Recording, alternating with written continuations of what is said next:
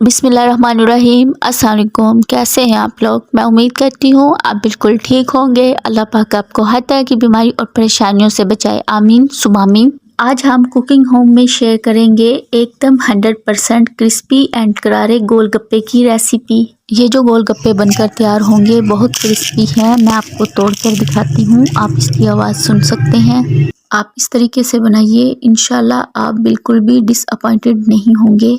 तो चलिए रेसिपी बनाना स्टार्ट करते हैं।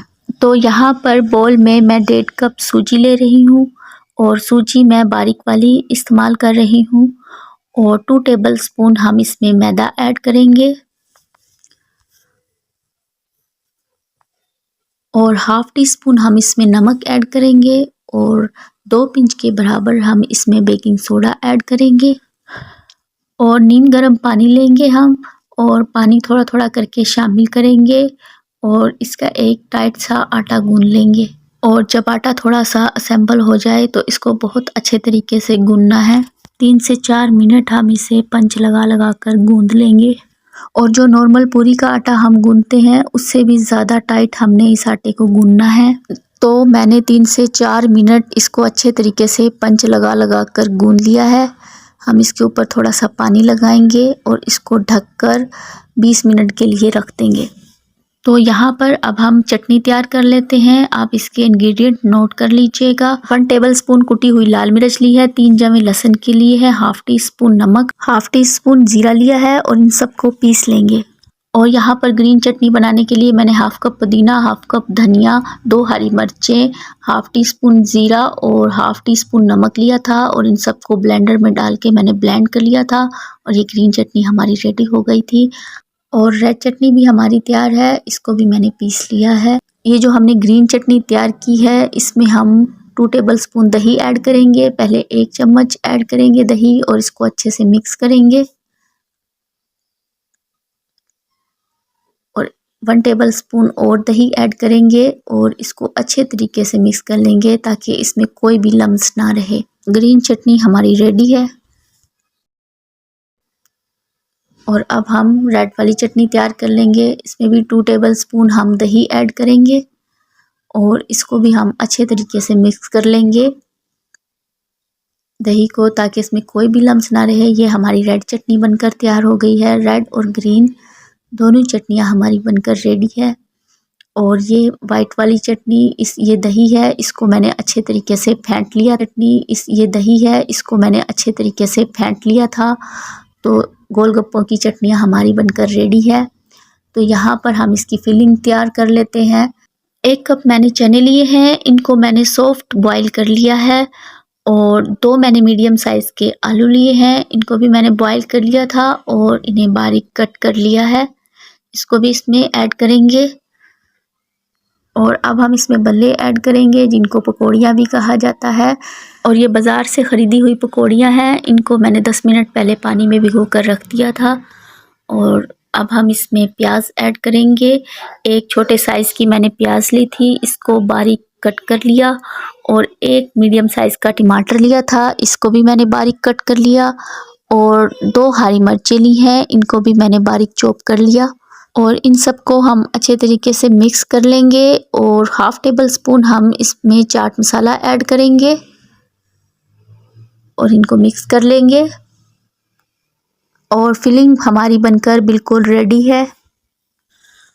और यहाँ पर हमारे आटे को रखे हुए 20 मिनट हो गए हैं। अब हम इसे बोल से निकाल लेंगे और स्लव पर मैदा डस्ट करेंगे और इसको अच्छे तरीके से बेल लेंगे। और इसको बेलने में थोड़ा टाइम लगता है क्योंकि आटा जो है वो थोड़ा हार्ड हो जाता है और इसको थोड़ा टाइम लगता है बेलने में। और जितना आप इसको पतला बेल सकते हैं उतना पतला आप इसको बेल लीजिएगा। और इसको मैं काफ़ी हद तक पतला बेलूँगी क्योंकि हमें इसको पतला ही चाहिए। ये देखिए मैंने बिल्कुल पतला इसको बेल लिया है। आप भी जितना पतला आपसे ये बेल सकता है आप इसे उतना पतला बेल लीजिए। और मैं इसे ढक्कन के साथ कट करूँगी। आप कोई भी राउंड कटर ले लीजिए और उससे इस तरह से कट कर लीजिए।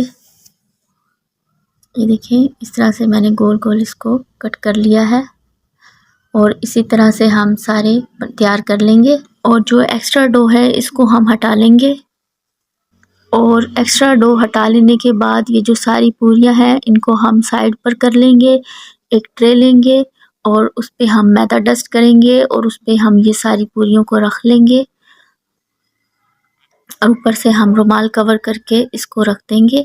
अब हम कढ़ाई में ऑयल लेंगे और इसको फुल गरम कर लेंगे। और इतना ज़्यादा भी गरम मत कीजिएगा कि आपकी पूरियां एकदम काली पड़ जाएं। आपने पूरी को तेल में थोड़ी देर छोड़ना है और फिर हल्का सा दबा दबा कर इसको फुला लेना है। और पूरी को तेल में थोड़ी देर छोड़ना ज़रूरी है। अगर आप इसको तेल में थोड़ी देर नहीं छोड़ेंगे तो आपकी पूरी क्रिस्पी बनकर तैयार नहीं होगी। तो यहाँ पर तेल का जो टेम्परेचर है वो मीडियम टू हाई है। जब आपका ऑयल अच्छा गर्म हो तो उसके बाद आप फ्लेम को मीडियम भी कर सकते हैं। फ्लेम को लो मत कीजिएगा। अगर आपने लो फ्लेम पर फ्राई किया तो ये फिर सॉफ्ट हो जाएंगे पूरी की तरह।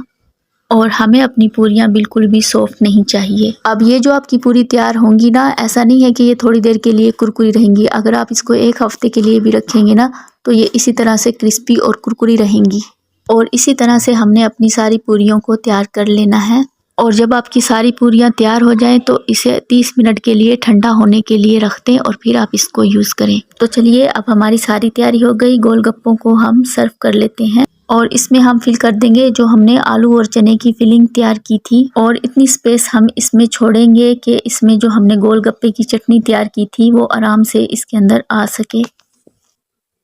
तो पहले हम इसमें ग्रीन चटनी ऐड करेंगे